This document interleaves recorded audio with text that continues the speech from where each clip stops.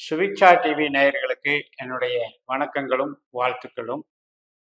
நம்ம தொடர்ந்து ஜோதிட பதிவில் பல்வேறு விதமான பதிவுகளில் நீங்கள் ஆர்வத்தோட பங்கெடுப்பது மகிழ்ச்சி அளிக்கிறது. இந்த பதிவில் கேது சந்திரனுடைய நட்சத்திரத்தின் சாரத்தில் போகிறதுக்கு மார்ச் 6ஆம் தேதியிலிருந்து நவம்பர் 13ஆம் தேதி வரை 251 நாட்கள். இதற்கான பலன் ரிஷப லக்னத்திற்கு நம்ம பார்க்க இருக்கிறோம். ரிஷப லக்னத்திற்கு 5ஆம் வீட்டில் இருக்கிற கேது இப்போ மார்ச் 6ஆம் தேதி அன்னைக்கு சந்திரனுடைய நட்சத்திரம் ஆனால் அஸ்தத்துக்கு வர்றாங்க. இப்போ இதனால நமக்கு என்னென்ன ஒரு மைண்ட் செட் வேணும் அப்படிங்கிறத பார்க்கணும். 5ஆம் இடம் என்பது ஒரு விஷயத்தை குறிக்கும். அதில் இருக்கிற நட்சத்திரம்ங்கிறது அதனுடைய தன்மை ஒரு விஷயத்தை குறிக்கும். நம்மளுடைய மனசு அப்படிங்கிறது 3ஆம் இடம். நமக்கு 3ஆம் இடம் தான் மனசு, அறிவு, நம்முடைய செயல் திட்டங்கள் எல்லாமே, தைரியம், தன்னம்பிக்கை. அப்பேற்பட்ட 3ஆம் இடம் நம்மளுக்கு கடகராசி, அதுக்கு அதிபதி தான் சந்திரன். அவருடைய நட்சத்திரத்துல தான் அந்த கேது போறார். அப்ப என்னன்னா, தீவிரமான ஒரு ஈடுபாடுகளை அதிகரிச்சு கொடுப்பார். மனோவேகம், வாயு வேகம்னு சொல்லுவாங்க இல்லையா, மனோவேகத்தை அதிகரிப்பான். ஆனா அதே நேரத்துல கேது ஒரு பாயிண்டை எடுத்துட்டு அதை மேலும் மேலும் வளர்க்கறதுக்கு பதிலாக ஒவ்வொரு விஷயமா கட் பண்ணிக்கிட்டே வருவார். அதனால தான் இந்த கண்டினியூட்டி ப்ராசஸ் அப்படிங்கிறது கேதுவினால கொடுக்க முடியாது. அப்போ நாம் இதை எப்படி கொண்டு போகணும், நமக்கு ரிஷபத்துக்கு என்ன பலனை தரும் அப்படின்னு பார்த்தீங்கன்னா, 5ஆம் இடம் என்பது தெய்வீகம் அப்படிங்கிறது, இயற்கைங்கிறது, குழந்தை, நம்முடைய கலைகள், மகிழ்ச்சி, இதெல்லாம் குறிக்கக்கூடிய இடம். அப்போ இதில் நம்ம இந்த ஸ்பிரிச்சுவல் அப்படிங்கிற விஷயம் இருக்கு. கேது ஞானகாரர், சந்திரன் மனோகாரர். அப்போ இந்த ரெண்டும் சேர்ந்து 5ஆம் இடத்தினுடைய ஆக்டிவேஷன் அப்படிங்கிறது நாம் அந்த இறையருள் சார்ந்து இயங்கும் போது, ஸ்பிரிச்சுவல் ஆக்டிவிட்டீஸில் ஈடுபடும் பொழுது இது பரிணமிக்கும். நமக்கு ஒரு எனர்ஜியை கிரியேட் பண்ணி கொடுக்கும், வளர்ச்சியை அதிகம் பண்ணி கொடுக்கும். அதனுடைய லெவல்னால நமக்கு பலவிதமான ஒரு ஆன்மீக பலம் அதிகரித்து, வில் பவர் அதிகரித்து, அதன் மூலமாக நமக்கு ஒரு உயர்வு கிடைக்கும். அருள் இருந்தால்தான் பொருள். பொருள் என்பது வேறு அணி, அருள் என்பது வேறு அணி. ஆனால் அருள் என்பது ஆரோக்கியத்துக்கும் நம்முடைய உறவுகளை ஒரு மகிழ்ச்சியாக வைத்துக் கொள்வதற்கும் இந்த அருள் என்பது நமக்கு உதவ வேண்டும்.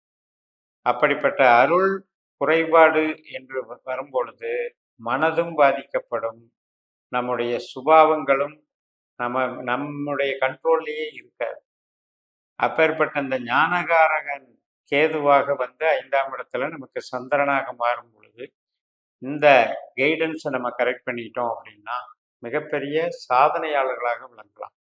இப்போ யோகத்திலேயே பார்த்தீங்கன்னா, உபாசனைகள் பண்ணுறவங்க, ஒரு தொடர்ந்து தியானம் ஜபம் மூலம் தன்னை நிலைநிறுத்தி கொள்பவர்கள், யோகாவில் நல்ல ட்ரைனிங் எடுத்து யோகாஸ் பண்ணுறவங்க, அதுபோக தத்துவ ஆராய்ச்சி பண்ணி நிறையா புத்தகங்களை எழுதி ஆராய்ச்சியில் போகிறவங்களும் இருக்காங்க.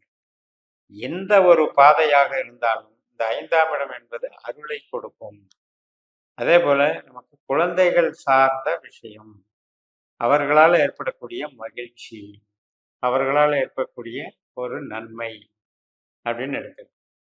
இப்போ நமக்கு இது நெகட்டிவான கேதுவாக இருந்தால், நம்மளுடைய ஜனன ஜாதகத்துல கேதுவே ஆகாத கிரகம் அப்படின்னு இருந்தால், அது அல்லது சந்திரன் ஆகாத கிரகமாக இருந்து கேது இப்போ அதில் போயிட்டு இருக்கிறதுனால, இந்த ரெண்டுல ஏதோ ஒன்று ஆகாத கிரகமாக இருந்தால் இந்த விஷயங்கள்ல கூட ரிவர்ஸா வேலை பார்க்கும்.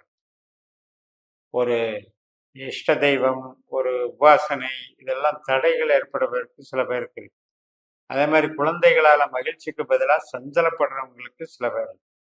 இதுக்கெல்லாம் காரணம் என்னன்னா, பாவம் என்பது ஒன்றுதான், 5ஆம் இடம். அது நன்மையா தீமையா, பாசிட்டிவா நெகட்டிவாங்கிற பார்க்கறது தான் உள்ளுக்குள்ள இந்த கிரகங்கள் நமக்கு எப்படி வேலை செய்கிறார்கள் என்று கண்டுபிடிக்கணும். அந்த வகையில நம்ம அதில் பயன்படுத்தி பழகணும். பண விஷயத்துல ஒரு சேமிப்பு பண்ணலாம்னு நினைச்சிட்டு இருப்போம், ஆனால் துண்டு துண்டா செலவாகிக்கிட்டே இருக்குது, சேமிப்பே பண்ண முடியல அப்படின்ற ஒரு இது இருக்கும். அதே போலதான் நம்ம பேசுகிற பேச்சுக்கு பார்த்தீங்கன்னா, ஒரு அங்கீகார ரெஸ்பெக்ட் கொடுக்க மாட்டாங்க. அதனால என்ன ஆகும், மனக்கு ஃப்ரஸ்ட்ரேஷன் ஆகும். ஆனாலும் கூட உங்களுடைய பேச்சுங்கிறத கடந்து மனோதைரியம், மனோபலம், நம்மளுடைய அறிவு, இந்த சிந்தனை செயல்பாடுகளை எல்லாம் வச்சு பார்க்கும்போது உங்களுக்கு உள்ளுக்குள்ள அந்த வில் பவர் இன்க்ரீஸுங்கிறது நல்லா இருக்கும். அதை டெவலப் பண்ணிக்கிட்டீங்கனாலே வளர்ச்சிகள் வந்து நல்லா இருக்கும். வீடு, மனை, வாகன யோகத்துல எந்த பிரச்சனையும் இருக்காது. அதே நேரத்துல இந்த குழந்தைகள் வெளியில நமக்கு ரொம்ப குதூகலமா கொண்டு போகலாம். ஞானகாரகன் கேது. அதனால கொஞ்சம் ஸ்பிரிச்சுவல் ஆக்டிவிட்டிஸை டெவலப் பண்ணிக்கணும். வேலை வாய்ப்பு சம்மந்தப்பட்டதுல நமக்கு இப்போ கொஞ்சம் சின்ன சின்ன தடைகளை கொடுத்துருவாரு. இந்த வேலை வேணாம், அடுத்த வேலைக்கு போவோம், அல்லது கொஞ்ச நாள் சும்மா இருப்போம், இப்படி எல்லாம் இந்த கேது யோசிக்க வைப்பாரு. அதை வந்து உங்களுடைய ஜனனஜாதத்தை பார்த்து கொஞ்சம் அதை சீர்திருத்தி, ஜனனஜாதத்திலையும் கேதுவனுடைய தாக்கம் உங்களுக்கு மோசமாக இருந்ததுன்னா நம்ம கொஞ்சம் கண்ட்ரோல் பண்ணிக்கணும். ஒரு வேலை கிடைக்காம இன்னொரு வேலைக்கு வந்து போக ஆர்டர் வாங்காம நீங்க வந்து ஒரு வேலையை விட்டு விலகக்கூடாது. ரிலீவ் ஆகிட்டு அப்புறம் போய் வேலை தேடிக்கலான்ட்டு போகும்போது வேலை கிடைக்காம ஐடில் அந்த டேஸ் வந்து அதிகமாயிடும். அதனால அதுல வந்து கொஞ்சம் எச்சரிக்கையா இருக்கணும். ஒரு ஆர்டர் வாங்காம இன்னொரு வேலைக்கு மாற்றத்துக்கு முயற்சி செய்யக்கூடாது. கணவன் மனைவி உறவு நன்றாக இருக்கும். அதே போல உறவினர்கள் திருமணத்துக்கு வரன் பார்க்கறது, இதுக்கெல்லாம் சாதகமாக போகும். அது வந்து இப்போ நம்மளுடைய ஜனன ஜாதகத்தின்படி நமக்கு அந்த திசாபுத்தி அந்தரங்கள் 7ஆம் இடத்தை குறிகாட்டி நமக்கு சுக்கிர பலம், குரு பலம் இதெல்லாம் வரும்போது நமக்கு அதனுடைய பலன்கள் நன்றாக அமையும்.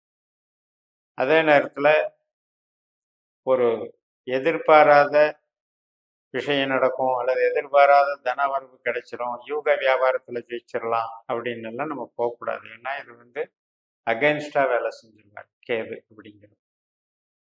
நம்முடைய பூர்வீகம் சார்ந்த விஷயங்கள், தந்தை வர்க்கம், குலதெய்வம், முன்னோர்கள், ஆராய்ச்சி கல்வி, உயர்கல்வி, இதுக்கெல்லாம் நல்லா இருக்கும்.